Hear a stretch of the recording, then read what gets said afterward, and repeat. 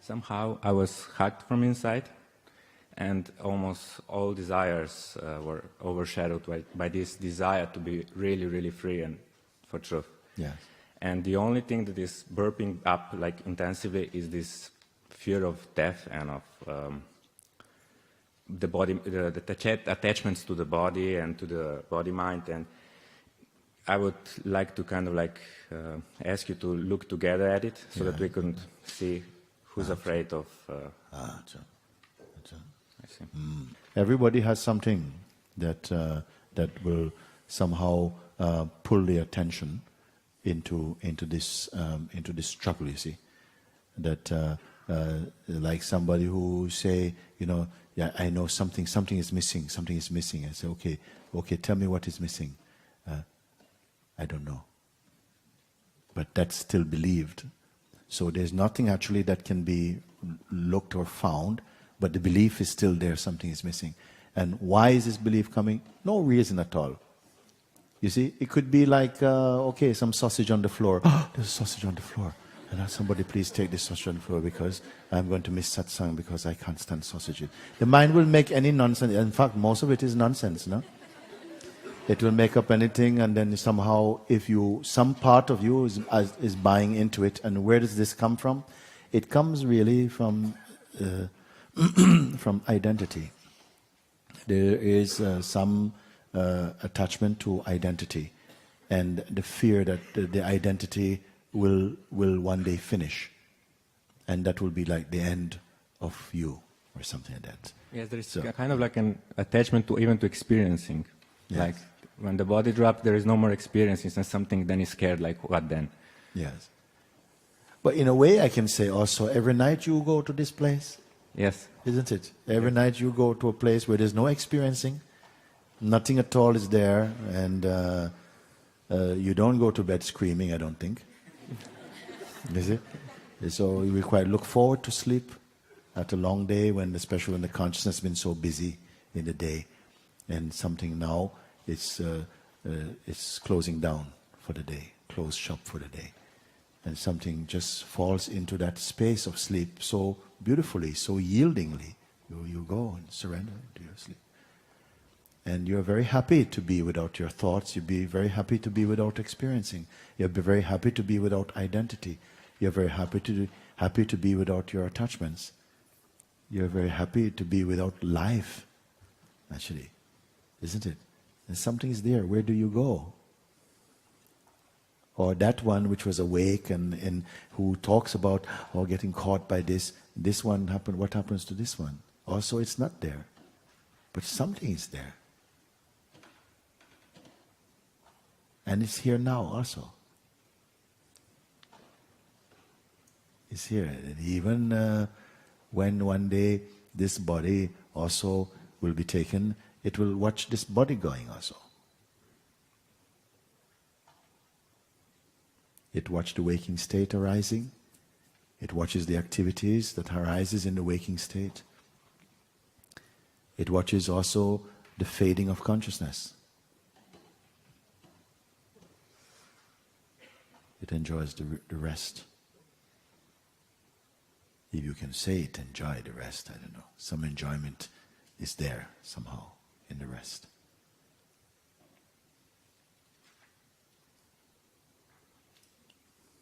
You're not only alive in the cognitive state, meaning that when the consciousness is functioning, that's how you know you're alive. Something knows when it is functioning like that and when it is not functioning like that. It knows activity and it knows absence of activity.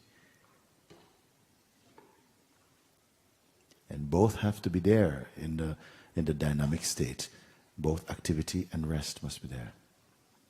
But there's something there that watches both activity and rest. And it's here right now. Now don't try to find that like you try and find other things. If I'm looking for my glasses, trying to find, here. It's not going to be found like that. It's not going to be found as an object. Even the very searching for it is observed in it and by it. You see, this is the thing that really has to be understood now. That it cannot be found, that the ultimate cannot be found as an object. It is not an object. The one who is seeking itself is object to it. Do you follow like that? The one who is searching for the ultimate, to then say, aha, eureka, I have found the ultimate. It cannot be. Because the one who is seeking itself is watched inside the ultimate. You are the ultimate.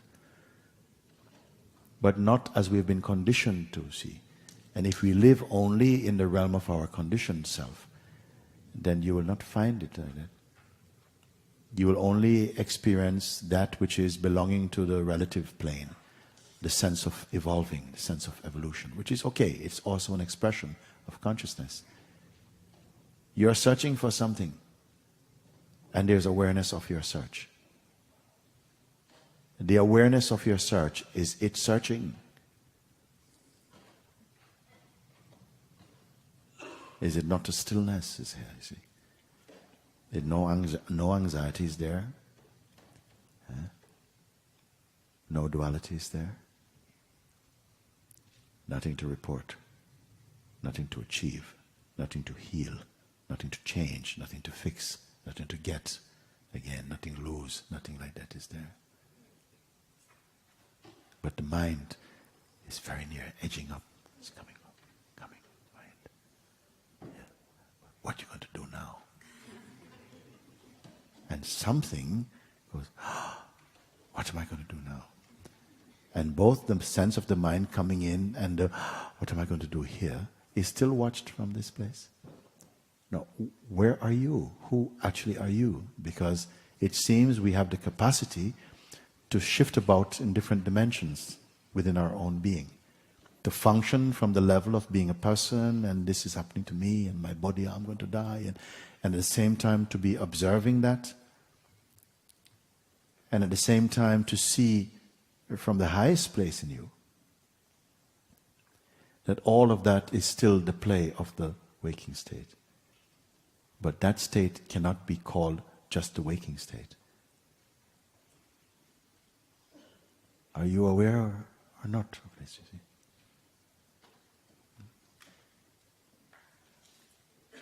To me, it seems like there comes this fear and I cannot watch it. But then this fear has the message, priority queue, number one, go, go, go. You have to take care of it, otherwise you're out. So it's kind of, I get involved and I have to run or whatever, I mean, practically. Yes, because at present you still have strong sense of identity. Yes, this is what I was trying to look. This is what I was trying to look at, to Yeah. see who's doing it actually, and who has to take care of it. The idea you have of who you are is doing it. The idea you have of your self-image, you, consciousness, have a portrait, a self-portrait of yourself as a person. And a tremendous amount of energy is poured into that personal aspect. It is still consciousness, but it is consciousness that has made become very shallow by embracing the body as itself, as its source, as its root, and conditioning as its history. And somehow that is playing out. So when I call you back into the deep of your own self, which is always there, this surface self is moving and belief in that self is there. And that is what is suffering. And it has to, actually. It has to crash, it has to suffer. Because through suffering on that level, the aspiration comes to go more deep. Because this is not your home in that way. It is not a stable place. You must come and find your stability. Then you can enjoy the changeful without fear. you'll accept it as a natural part of the expression of consciousness. But when you identify yourself within the time bound, then of course you're going to be afraid, because the time bound will come to an end also. I can actually sense that this is coming right now up, because there is something that is trying to push me to realize that and to get rid of it. Because it started to happen just after I somehow realized there is something else. Yes. You say something very significant now, because listen to that, no? As soon as somehow the chance to awaken to the deeper self emerges, then the battle begins. It's almost a battle for who is going to sit on the throne of your heart now. Either Mr. Mind, or it is going to be the Supreme Being. And I also feel it very deeply in my heart that the battle is already won. So there is no doubt in my heart what is going to happen. Yeah. And what's going to happen? Tell me. The mind is going to die completely. Yes. And it's just a matter of time, so to speak. Yes. Because the yearning is so hard that I know that every circumstance is actually pushing me there, and there is no turning back and going. Yes. But still I felt the urge to come here with this question. And yes. The mind is going to die simply mean that it's going to lose its influence. Yes. This is what it means. Because there's no mind to die. It doesn't exist really. It exists only because it's believed in that way. We feel that there is an independent mind like this, and it's not that we are responsible in that way.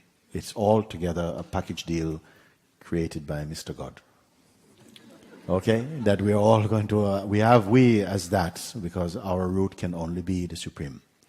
And in manifestation, as individualities, in expression like this, in each body, this awakening must come.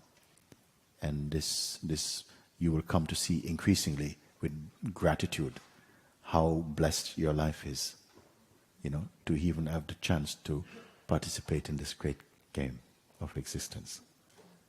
It only when you believe yourself only to be the body-mind, then it will feel like a cruel game. But as you discover yourself as consciousness, you will see, and you are seeing, that it's a tremendous. How else could life be? How else could life be, if not a game of transcending, of awakening to our innate nature? You see, some people say, "But why isn't it just always nice from the beginning?" You see, I said, "But it has always been nice, but you don't see it because somehow you choose. Somehow we say choose, but to hold on to the limited." To the limited, and the life burns. The potato gets hot in your hand, then you have to throw it, and then you realize, oh, with my free hand, I'm so much more. I can clap, I can dance, I can do something. You see. But this is a very important stage, what you say just now, because something has chosen truth. You may say like this: chosen freedom. You're compelled into freedom, like that. I can't even say it how much, so I'm rather quiet. And yes. I never really believed in God. I was an atheist and everything. Yeah. And when it happened, it's just like I love for God actually, and I don't even know what to say about it. Yeah. So like this is your consciousness blossoms. Yes, it will be. These are, strong time for the mind. It has to put everything now to try and somehow sabotage your freedom. It will play like this. It's also part of the game. It's also a servant of God on some level, no? And you have to transcend this thing. And you can invite it. Come now, I'm ready. Even if I'm not ready, throw your best punch now. Ready or unready. You see? Because if you say, look, I'm ready, he's going to say, I'll come when you are unready. Okay? So say, ready or unready, throw your punch. You see? Yeah. Very happy to meet you like that. Yeah, me also. Yes. Very, very good. Very good.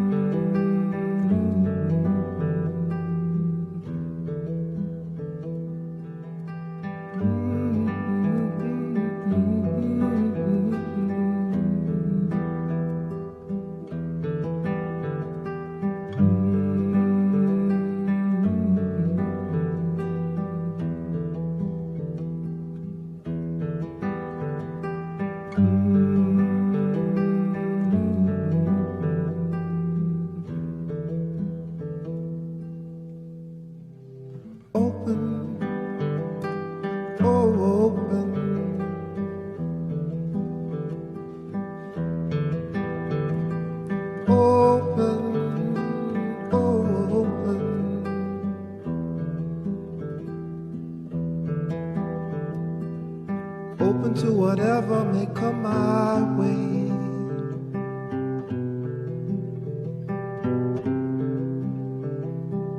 Open to be open to come what may.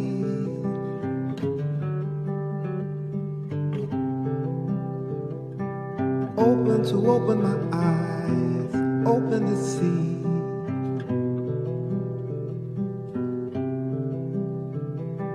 Open to be free, open to be.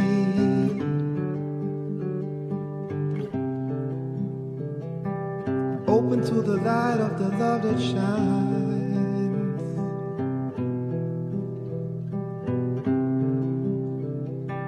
Open to accept, open to I don't mind.